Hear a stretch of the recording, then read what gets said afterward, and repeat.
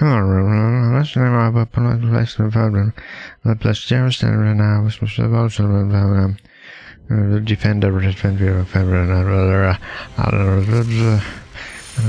was really drunk. Yeah, I know. I should articulate better. So, yeah. Wait, man. Just a minute.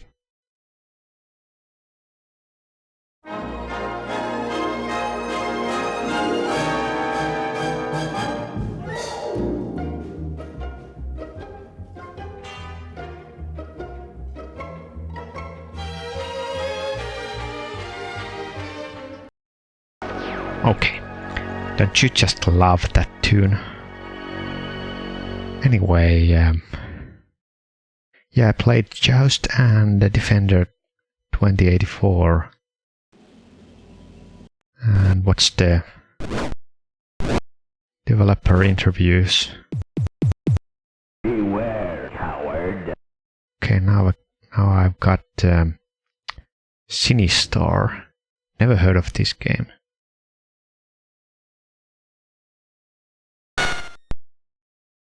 Let's see. Beware, I live.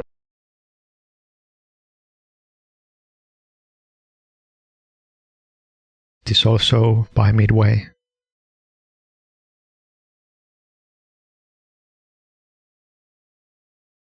Okay, at least they have the same high score table. 1982. This is very old. It's simple then.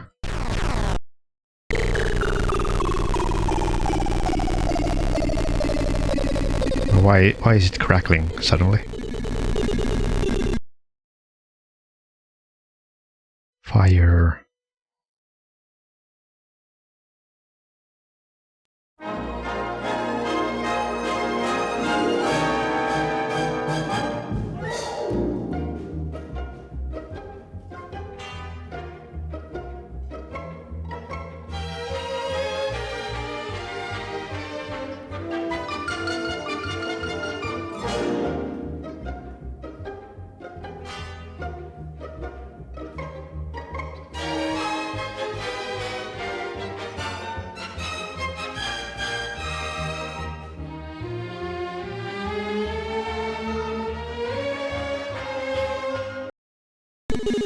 Okay, the crackling seems to be gone now. I hunger. So press fire to see. Blast crystals of to fill. Ring does not affect the mighty Sinistar, only this nemesis. Once the Sinistar is built, you must destroy it or you had better run.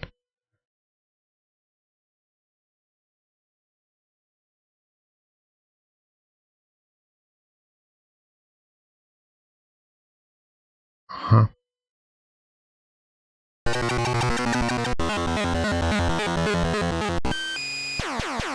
Okay, so it's like Asteroid clone, just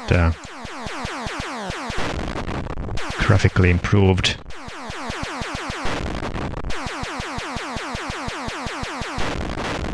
Wait a second, do this kill you, actually?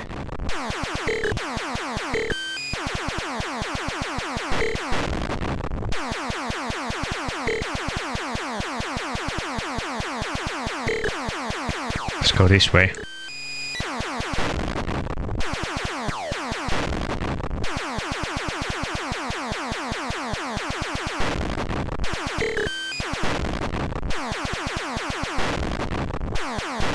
One crystal.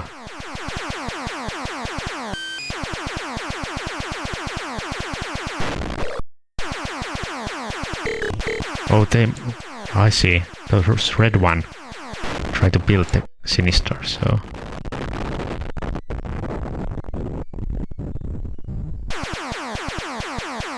So how do I mine?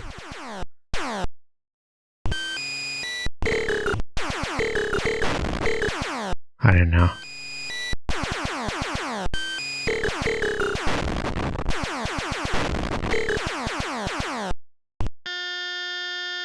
What was that sound?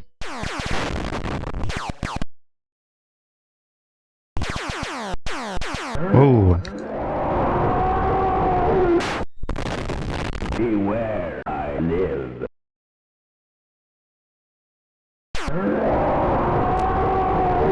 Jesus Christ, that's horrible sound. I hunger. Scary.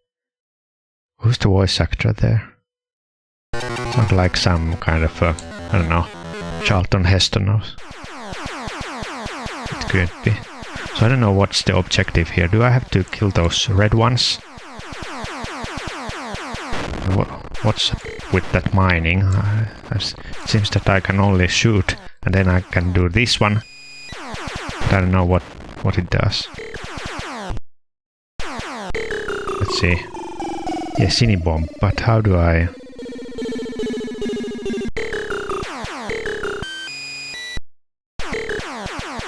How do I make them? I don't know. Let's go this way.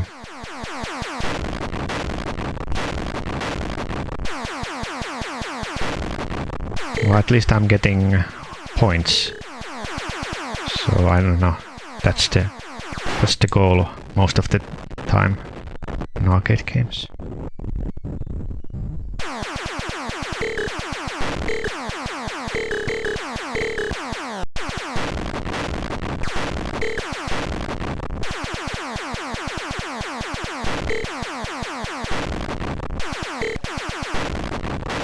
Oh, wait a second. If I...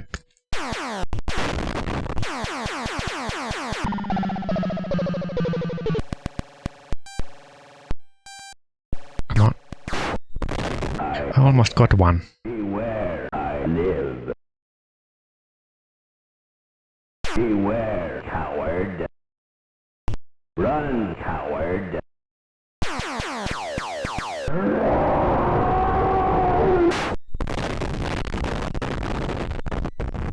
Okay, now that I know that I can mine those bombs by bouncing on the asteroids.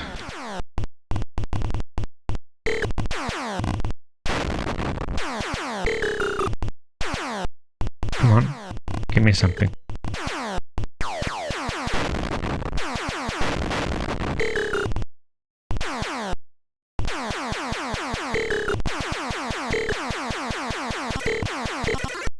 Okay, now I got two.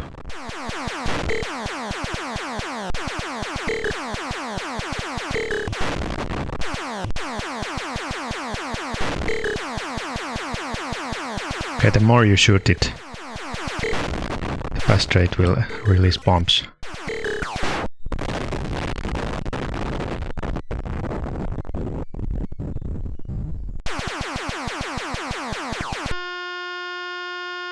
Oh no. Now I can Beware, coward. shoot the bombs. Okay, you need quite many bombs I live. to kill that Sinister. Yeah, no chance. Well, 7,100. Let's try once more. Let's try to get as many bombs as possible. One there. Get me. Collecting these bombs are... Oh, I could get one.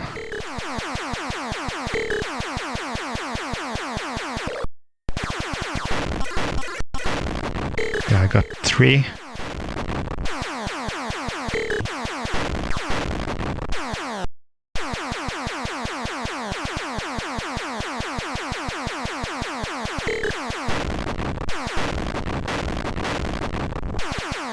Mine. Yes. 4.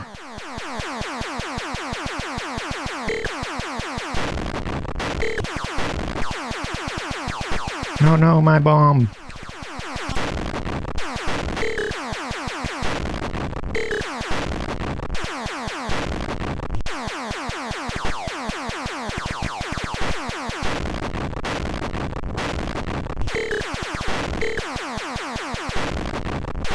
Come on, don't disturb me.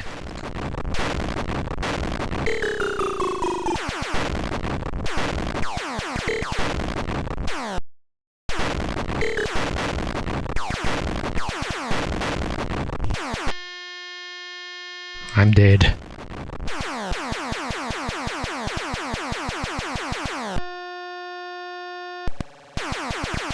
Come on, get it. Where is he? Beware, coward. Beware, I live. 7 cine bombs, but that's not enough. Where is he? Run, run, run. Beware, I live.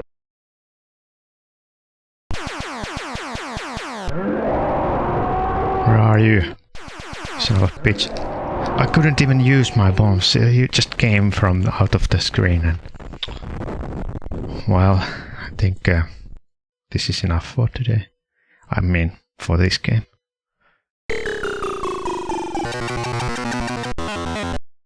So, let's exit and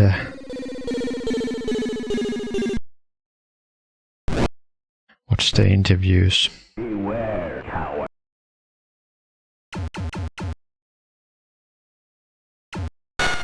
Watch the media gallery.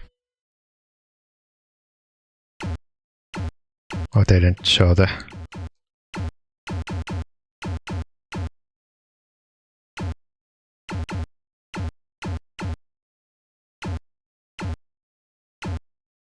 Okay.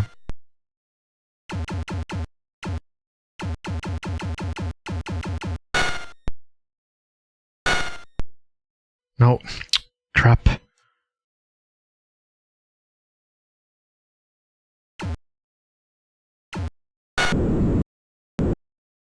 Beware.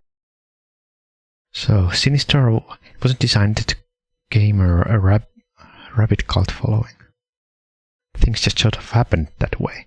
The Williams video game development team continually worked toward one goal: design the most creative and entertaining games in the arcade. Then, like now, the game industry was moving so quickly that even if they had achieved their goal, no one expected anyone to remember a game 18 months after release. Yeah, except this is still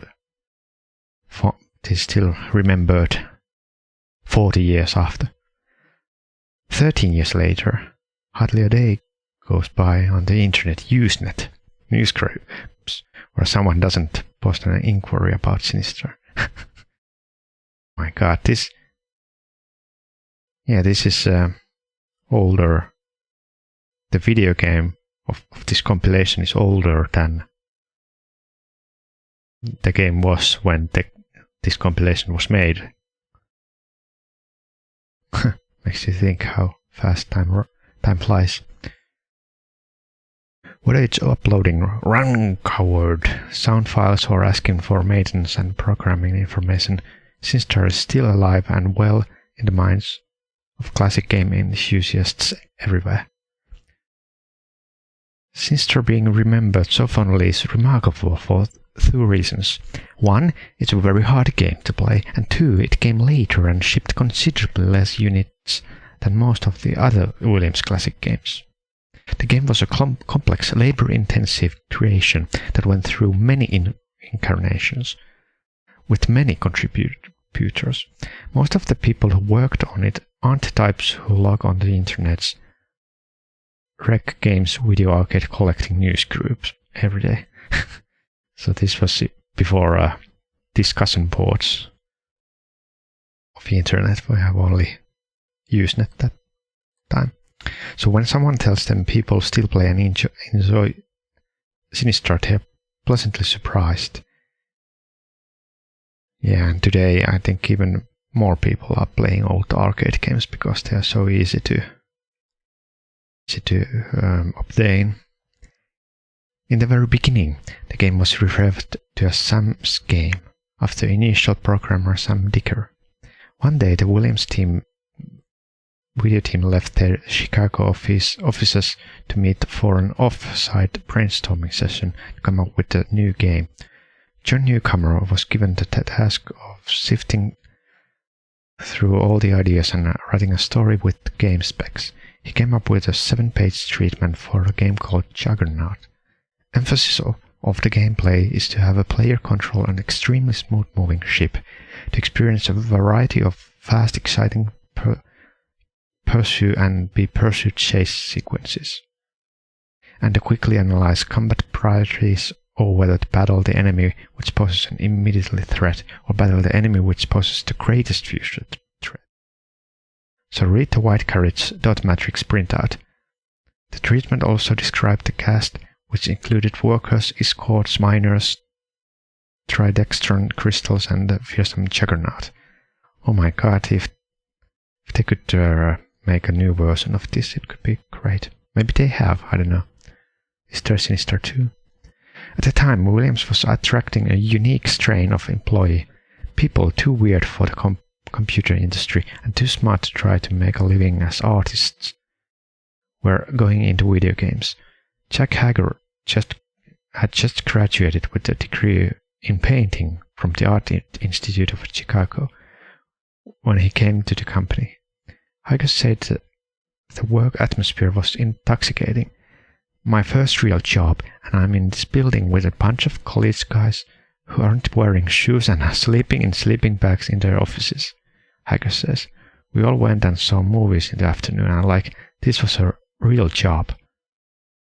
R.J. Mickle swept into Williams one day with long hair, a Doctor Who-type scarf, and no semblance of the pocket protector image that typified much of the industry. Also a painter, when he decided to look for work in video games, Michael went straight to Williams because he felt they were head and shoulders above all other game manufacturers. He kept hassling them until he got the job.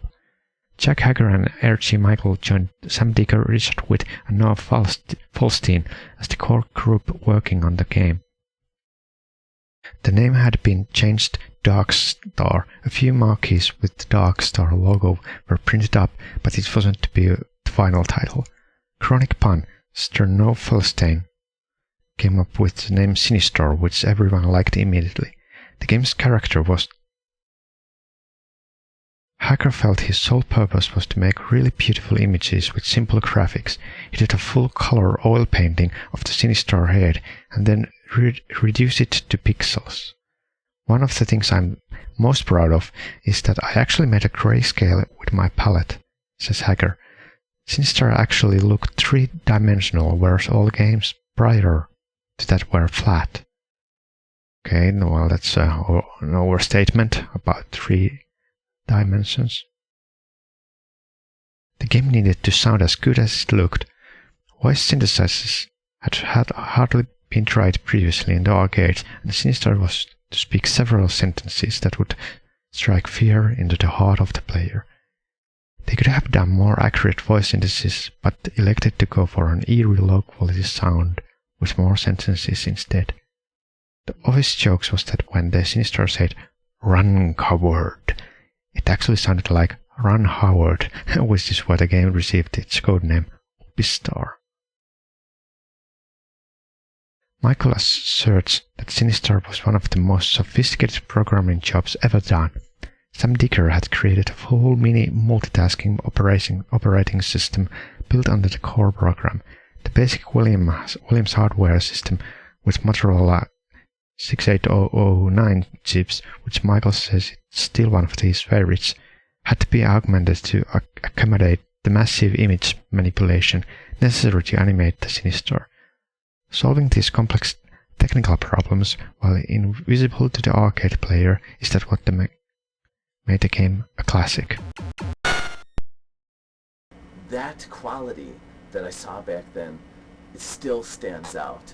a lot of times these days with a lot of the games, the newer games that we see come out in the arcades, they're interesting, but they're either they're beautiful games to look at, but the gameplay is real lousy. It's not an enjoyable experience. Or they've got some interesting gameplay things going there, but they don't pay attention to graphically what really makes a game look good and can help bring the player into the experience more. You don't see a whole lot of attention being paid to all of the parts of a good game all at the same time, as they used to in the old days when the disciplines seemed to have been different. And so it's really easy for me to believe that there's this, classic bring the old stuff back again kind of sentiment out there. Well, I agree. Many arcade games, old console games, they had like one screen and with blocky graphics, and I think they all looked the same. You have this old maze, and then you have to go and you have some character going on. It's so boring, and yeah, or maybe there's just outlines of characters. Just they move very slowly. But I think, Sinister, the brief time I played, I immediately noticed that how smooth scrolling was. It felt like it could be released today. Running 60 frames per second, I think. And it controls well. You can go where you want. And first thing you usually notice that the controls are clunky. But I didn't notice any of that. And the graphics, of course, yeah. Well, those they could have made those meteors just identical, or just boring, similar cartoonish. But I think they had a quite realistic shadowing and shape, so that was interesting. Of course, since the game is quite basic, how much replay value there is, because you've seen everything the game offers within 2 minutes, so I don't know. But anyway,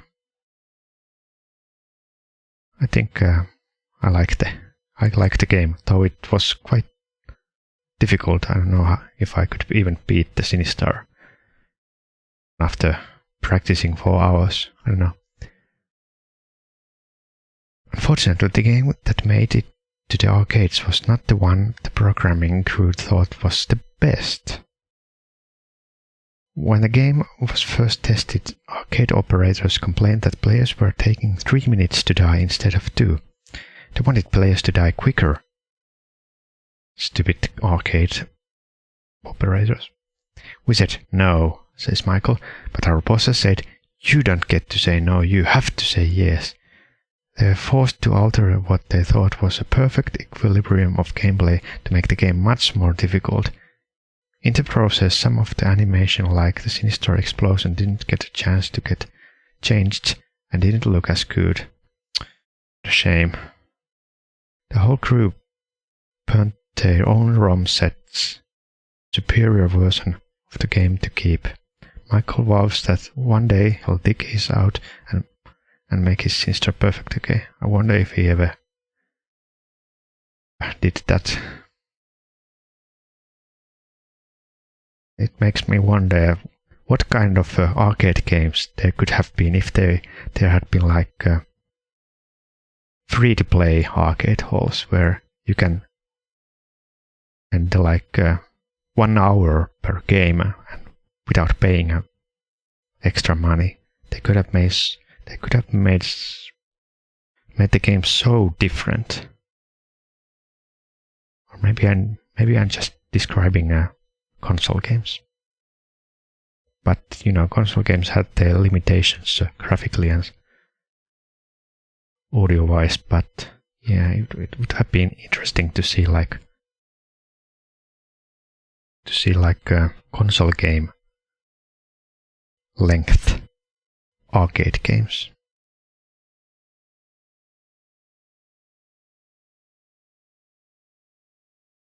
The game had a couple of hidden program surprises. A special control sequence followed by inserting 3 quarters will cause a special screen with Williams' logo and the programmer's names to appear. Good luck finding how to get to it.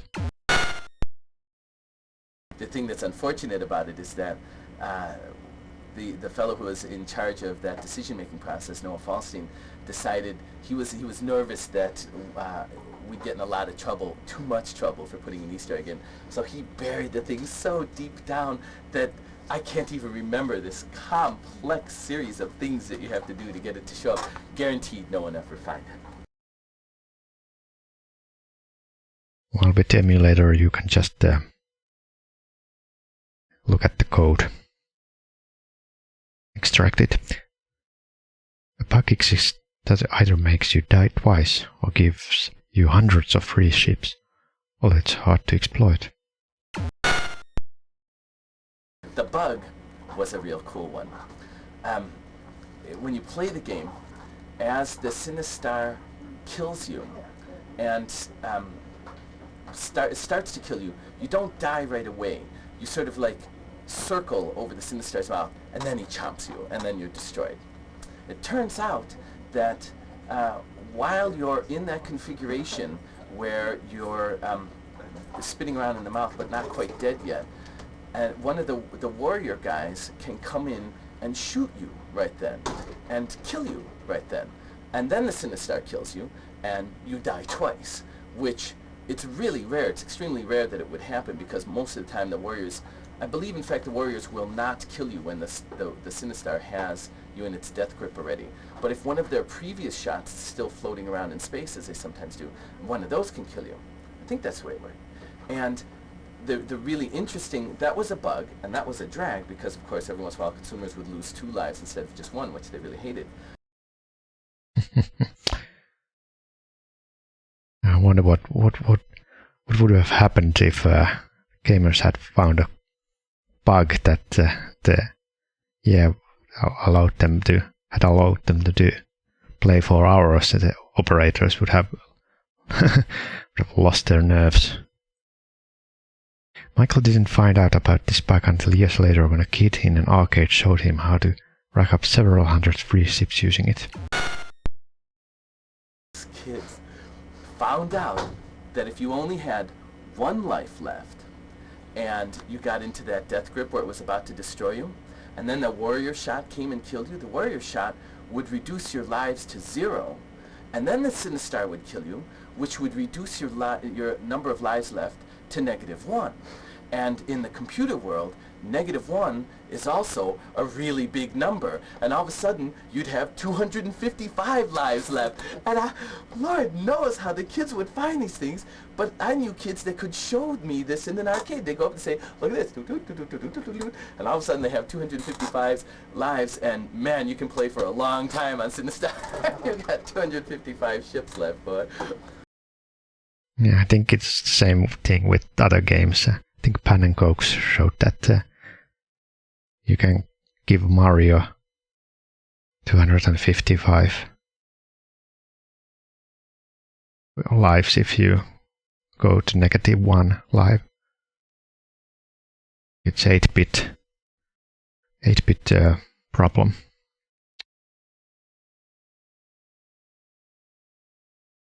That's one thing you can depend on. No matter how crazy or how hidden, kids will always find out everything a program can do. Kids or 40-year-old men nowadays. From Williams, Michael went on to co-found Amiga Computers, designed the Atari Lynx system and create hardware for 3DO, company he's now vice president of. Oh man, his career is about to go downhill with 3DO. I've done a lot of things in my career, but Sinistar is one of the things of which I'm most proud. I live I live, screams the Sinister, and live it does, in the personal computers and original arcade machines of proud classic game nuts everywhere. All names mentioned that. Okay. Well, that was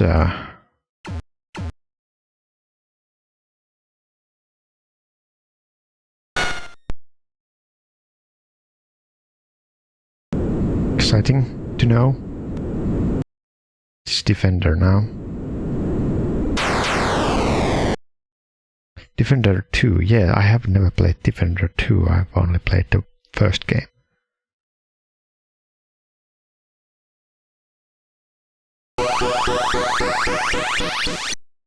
So when was this made then?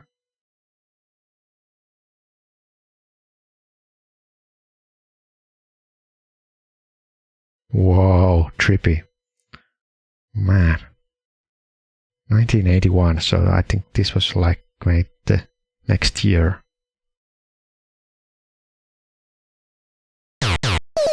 And I see, yeah, controls are quite same on, although, what is Invis?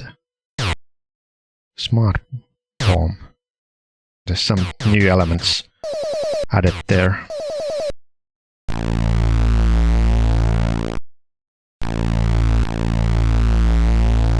One 3 ships, 3 smart bombs, 1 Invisor units, extra ship of smart bomb.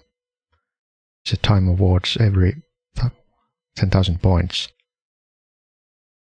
Press reverse.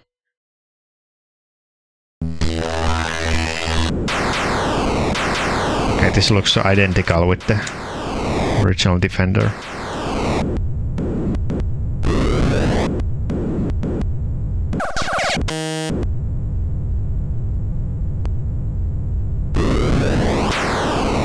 What is this?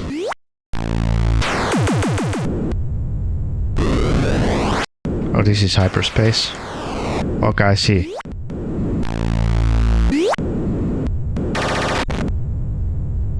It is smart bomb.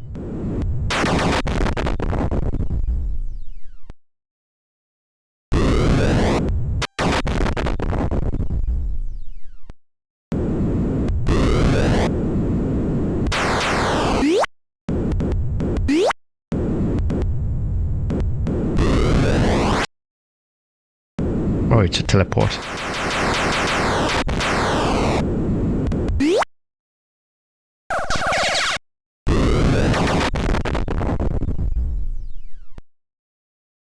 Okay, well now I know the controls.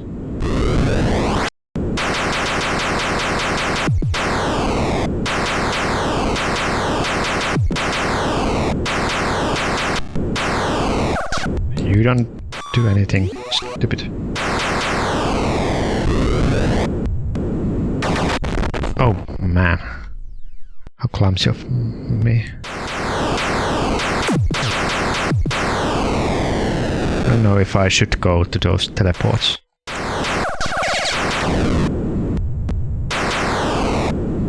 Someone's stealing. Oh no, oh, missed him.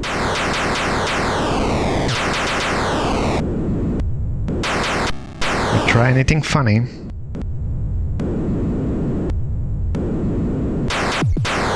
Whoa, live volcano. Oh, I thought I could collect that. Okay, let's try again.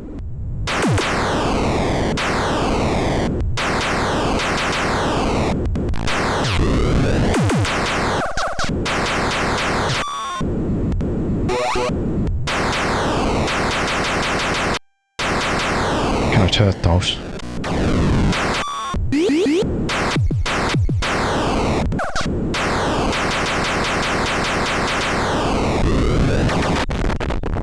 What the?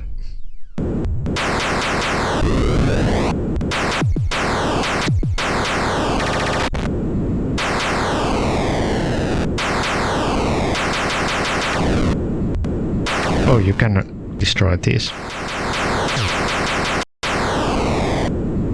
So wait a second. Yeah, I can go through all the mountains.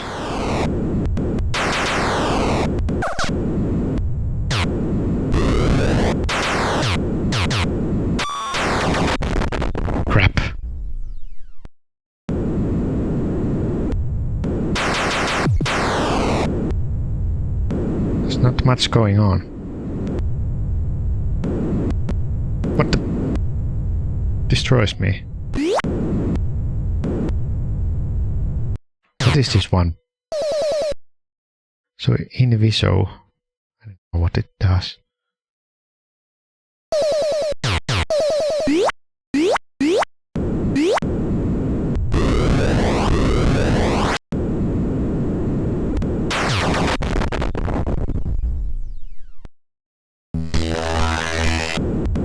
Okay, at least I should get 10,000 points. It's like the minimum.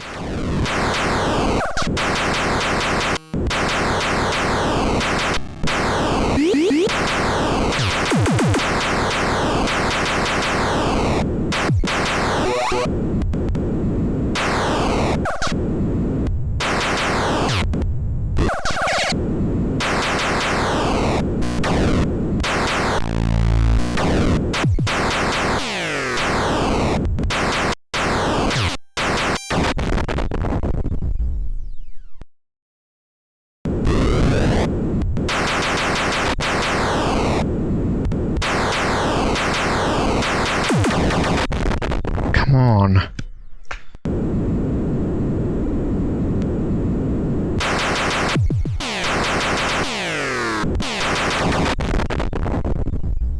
Stop being so crappy at video games. I talk to myself.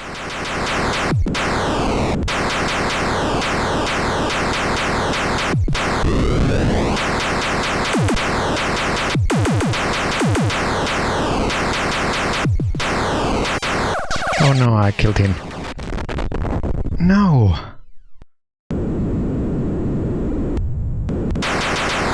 So easy to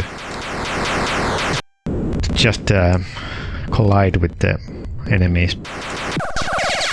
You try to get close to shoot them, but then your bullets go just through. What's that? Yeah. And because there's like a momentum, you cannot stop immediately, so you cannot brake fast enough.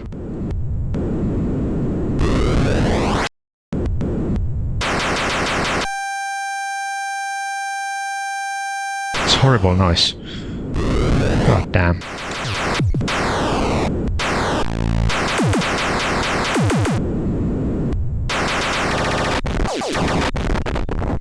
No.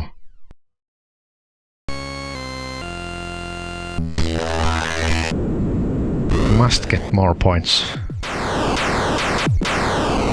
Do.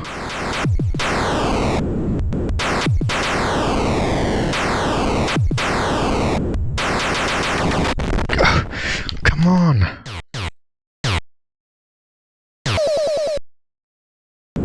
I'm gonna just kill myself.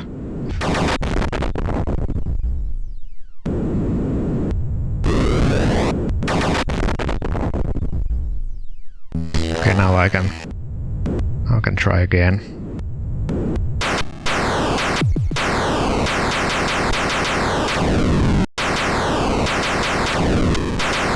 It's not that difficult. Just have to shoot.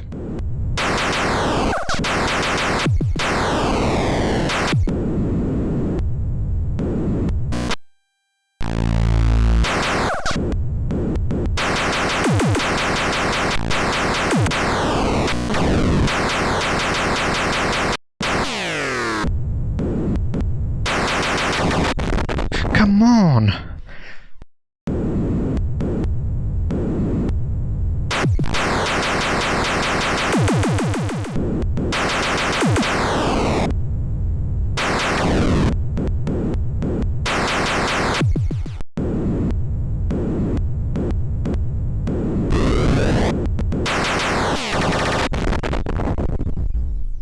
Okay.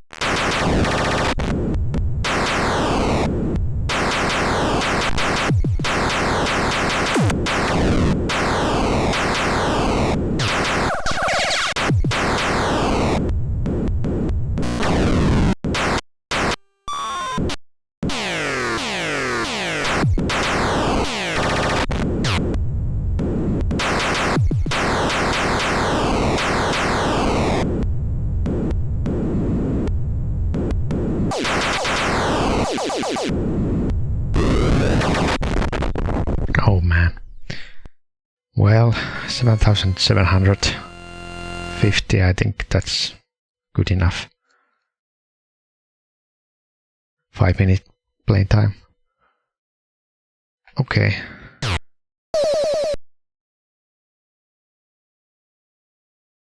Let's watch the video clips. Let's watch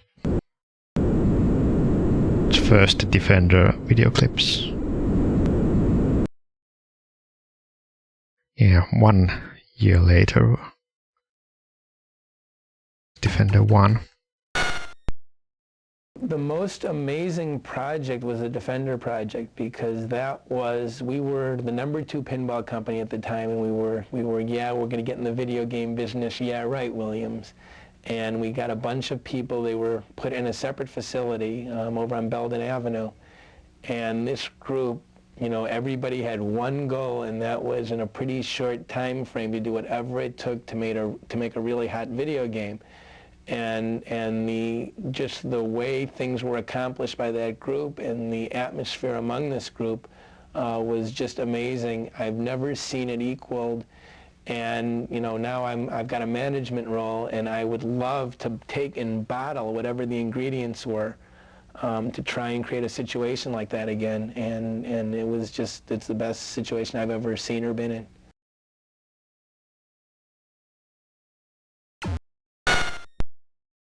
Management came down. This was about 3 months before the show, before we had to finish this game, and management came down and goes, "Man, this game is a pile of I mean, this game is so stupid. I mean, what are these people on here? I mean, where are you going?" You know, it was like, you know, they were saying, "Okay, you got to get rid of these stupid astronauts out of there, you know, and get some game going here, you know, because you are really blowing it."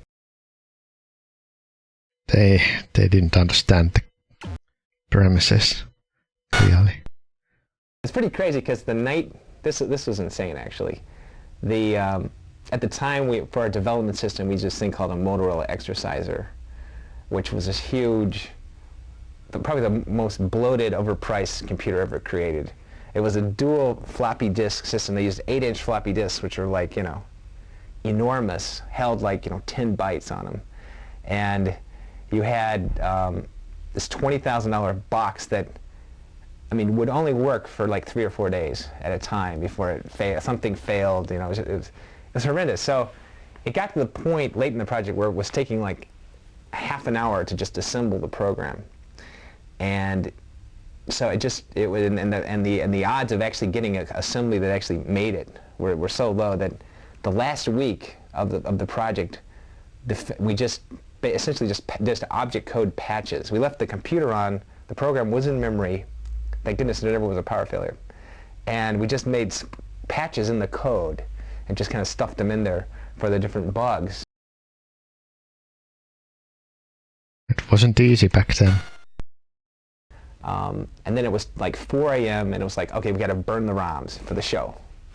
And we like burned them. We like took everything was stuck in this computer memory, so we had to like pull out the bytes essentially, and then burn them into EEPROMs. And we did it, and like it was at 6 a.m. Plugged them in, it didn't work. And I was like, oh, you know, it's like, what happened? You know, did we bend a pin? Did we, you know, of these, you know, 12 ROMs, you know, what was screwed up?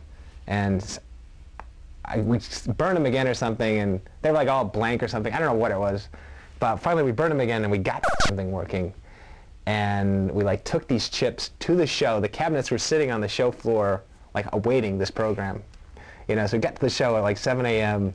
and, you know, plugged in the chips, and the thing came on, and it was just like, we just go, oh my God, it worked. You know, we were just, you know, couldn't believe it. It was like we were just so high from like not sleeping, and, you know, it was just this ultimate high to like just this thing actually worked. It's interesting to think that Half-Life 2 is older game now than what Defender was when this compilation was made. And then the show is the American, excuse me, the Amusement and Music Operators Association, the AMOA, which is the big coin-op, quarter-eating game show, and in the United States. and mostly attended by game room operators and arcade chain executives and various other industry hacks. And the thing is, that the tragic thing is, none of these people actually play video games, you know. And we had Defender out there, and nobody would play it. I mean, they were afraid. They were so afraid of this game that I had to like spend my time trying to lure people into our booth to like play the game, and they'd want to watch me play the game, or you know, sometimes we'd have a couple of kids in there playing the game, but mostly the game was empty because everybody was so afraid of the game. I guess it was all the buttons. You know, we just had so many buttons on there that, you know, people just go, man, I just can't deal with it. Yeah, 4 buttons. Has world gone mad? So it's kind of like, well, we go, oh, okay, it's kind of cool, you know. Maybe we'll sell 1,000 games or something. You know, maybe some suckers will buy them. But you know, at the time, it seemed like it was a bomb. But I don't know, we were just so high from finishing the thing that it wasn't disappointing at all. In fact, I don't know, we kind of maybe were proud that it intimidated everyone. You know, it's like we're kind of proud that the game like freaked people out. You know? So it was kind of, you know, people kind of, I thought it was kind of a bomb, you know. The buzz on the show was like Pac-Man and Defender were like bombs. Pac-Man because it just played forever and it wasn't exciting, and Defender was like way too complicated to play. And people were thinking this game Rally X, which was a little car racing game, was like the big game of the show. Went to ship more than 60,000 units.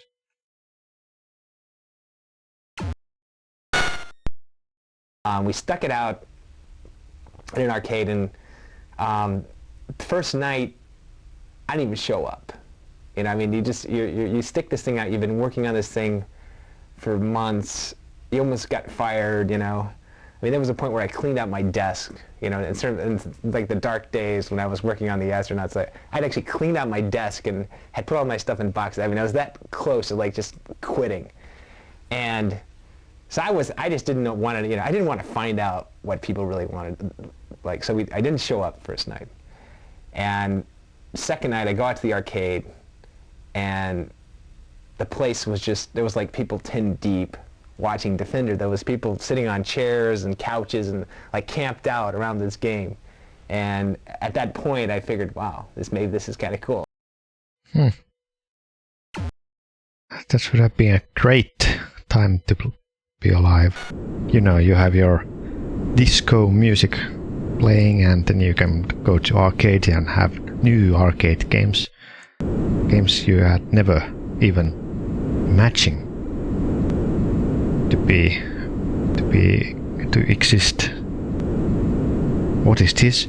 A video game? No need to play cards or backgammon anymore. Yeah.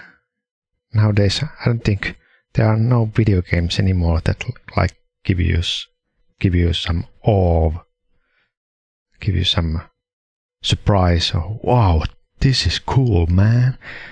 Yeah, I think it's sad. Everything that's been invented is invented. We have this VR stuff going on, but it's not that special. So I don't know if there's anything left for video games to actually excite people. Technically, of course, we can still have good stories. That was VidKids. That was, we started in February of '81, and then Stargate was our first game. And that, what else did you guys do besides Stargate? We did Stargate, Robotron, and then a game called Blaster, which is falls into that low production category. And we also actually developed an Atari 800 version of that game, which preceded the coin-op and was never brought to market. Well, Eugene and I did, we shared the load. It was, we had a lot to do in a pretty short period. In the sense of doing a sequel, we were in a world where there were a couple of sequel games at the time. They had done Asteroids Deluxe behind Asteroids, and they took everything that was fun out of the game. And they had done Deluxe Space Invaders behind Space Invaders, which was essentially the same game. And we wanted something that would give some good new appeal to the game, but that wouldn't be playable by the good players to the extent where they were playing 10, 15, 20 minutes on Defender. If they walk up to Stargate and are playing 20 minutes a game, this game's not going to have any ability to make money. So we worked really hard to come up with a mechanism to make the game good for the better player without having him stay there for long periods of time. Contrary to what a lot of people would believe, a game that you walk up to and you play 20 minutes immediately, you're not gonna be very interested in. You need the new conquest. You need to go up there and have it going. You're dog food, and for you to want to come back and try and learn and beat it. So in Stargate, we put the warp feature in, which was a matter of rescuing and holding on to 4 humanoids and flying through the Stargate, which is a pretty high-level accomplishment. But if you're a good Defender player, it's you can do it in your sleep. And what that did was that gave you a huge bonus, took you ahead 2 or 3 waves in the game, and giving you the bonus gave you a couple extra ships. So it was a way to get the good players to jump into where the action was frenzied and make them think that they were having a one-up on the game. And it worked pretty well. Oh. Didn't notice any warps. When I first got the Digital Eclipse program, my mind was blown. My first encounter was actually Paul Dassault called me over to the front of our building, and there's 2 guys there with a Macintosh, and Paul goes, "I want to show you something."